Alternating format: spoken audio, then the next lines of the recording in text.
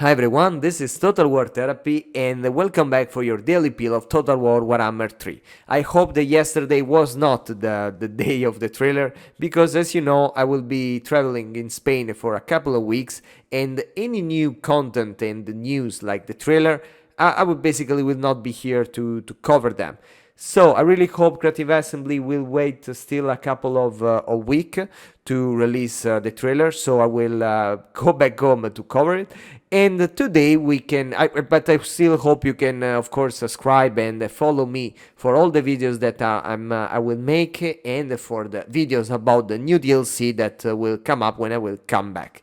Now let's talk about the topic of today. Since I already made a video about the basic infantry, the basic categories of melee infantry in this game, I wanted to do the same for the basic missile infantry for this game, and decided to split them in 4 main categories. The first category I decided to call them the arch missile infantry. Why arch? Because they are the kind of missile units that you can put at the back of your front line. So there is your front line, and at their back you can put this other line of missile units that, since when they throw, in this case an arrow, they follow an arch, a parable, so they can reach the enemy even if they have someone in front of them, in this case your front line. This is probably the most basic kind of infantry, because with them you learn the basic rules of the battle play of this game, because you can build your army in a defensive way and protect your missile infantry that normally are weaker than your melee infantry, but at the same time they are very strong, and they are the damage dealer of your army, especially in like the health roster, that in the early campaign and without all the DLC, I mean, to get other very strong units, you actually need and you need to start to get monster, chariots, cavalry. But yeah, at the beginning you really need your archer to take down your enemy, because your lancers, in case of elves armies, they will not able to do it. As you can see, the arch units have like a very long range compared to other kind of missile infantry, so they can fire even at a long distance, and they have very low melee stats, so they cannot engage in melee. They have to be protected. Of course, there are many exceptions. We are just talking about the 4 main categories, but yeah, you have to keep them as far from the melee as possible. When the front lines, yours and the enemy, finally engage, my suggestion, but be very careful with that, is to move them around, so they will have a better view for shooting to the enemy. Of course, the enemy, if you play at a high difficulty, will start to try to engage even with them to take them down, so be very careful. But yeah, try to use them wisely, because when your front line will be engaged, for them will be harder to hit the enemy front line. But of course you can focus on the enemy's routing, cavalry, other missile infantry, spellcaster, and so on. The second category, we can call them the straight line missile infantry, because to shoot at the enemy they need to have a clear sight. That's why normally you have to put them in your front line. As for the basic rules, of course, if you experiment new strategies for army composition, you can put them in the very flanks, or like hidden between some of your melee infantry. But the important thing is that you have to give them a clear sight of the enemy. So if you give them a clear sight of the enemy, you expose them to the enemy. So you have to protect them. We can split them in 2 subcategories: the higher range but less damage, and the greater damage but less range options. In this case, for the dwarves, there are the thunderers that are basically with the rifles, so they have a longer range but less damage, and then the iron drakes with the flamethrower that basically have a very low range, but their damage is impressive. Both of these units, you have to protect them very carefully. In case of the Iron Drakes with flamethrowers, I suggest you, and all the units linked to them, I suggest to put a character, or I mean a tank, to in front of them at their range, because you really need someone to protect them and to stop the enemy in the way that you can focus your fire on them.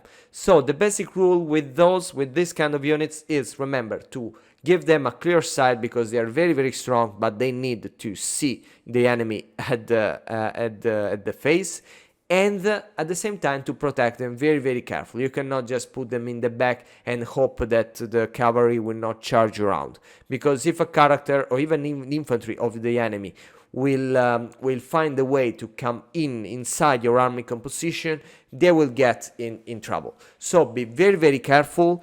And yeah, they are very useful, and they are very strong, and they are actually very funny to use them. The last thing I can suggest you is to take just a couple or at most 3 of them in your army, not more. If they are too much, it's true they will make us very strong damage, and in campaigns like the one with Helped for Draken, when they will be very buffed, it's of course an option, but be very careful, because it means not only a lot of strong missile damage, but even a lot of units to protect. The third category we are talking about is the Skirmish missile infantry.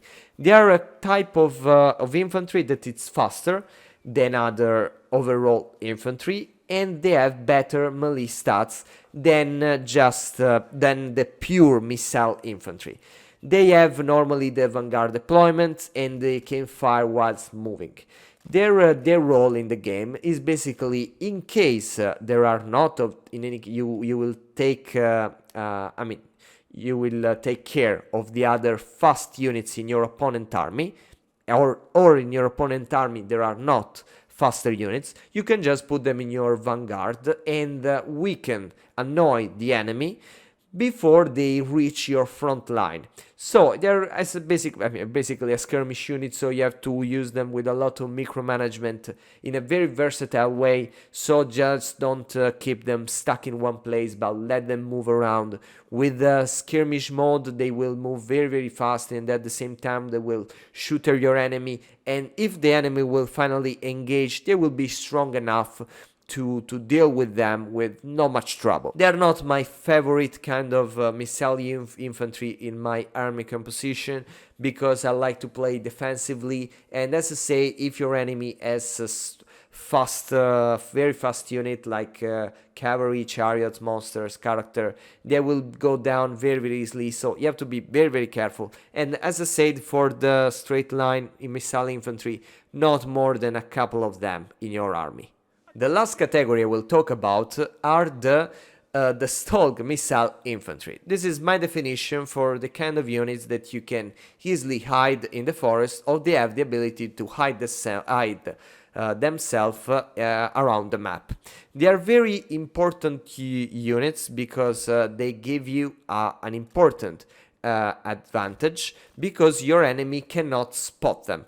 Of course, if they not shoot at them. There are even the sniper units, but they are very few, so we will not talk about them in this video.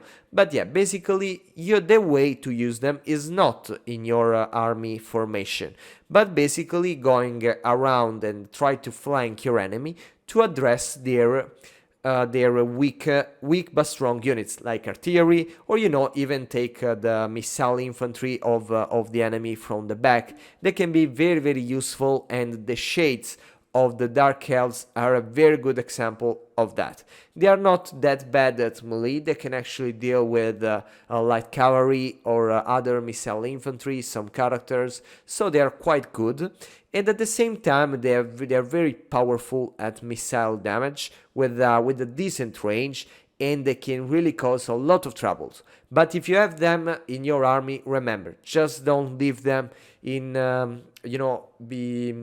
behind your front line doing nothing, because you are not actually taking advantage of their price, of their role. They need to be outside your army formation, hide in the forest or hide in the ground. But yeah, use them wisely, because they can be very strong if you know how to use them. I hope I've been at least enough exhaustive with this video. I hope you can consider to subscribe, and tell me if you want more videos like that, and see you very soon.